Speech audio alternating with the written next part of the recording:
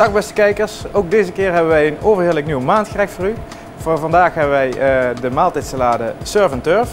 We gebruiken daarvoor biefstuk, wat scampi's, we gebruiken daarvoor wat komkommer, cherry tomaatjes, wat ui, wat kleine paddenstoeletjes en we garneren het af met wat ui, wat bosui en wat kres.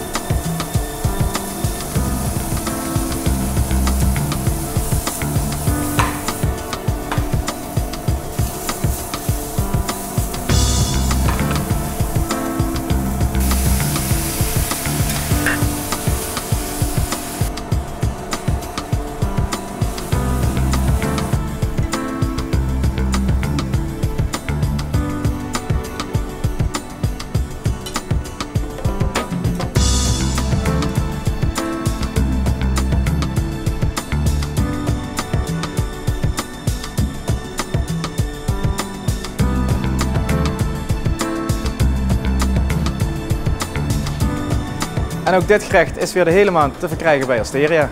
Eet smakelijk!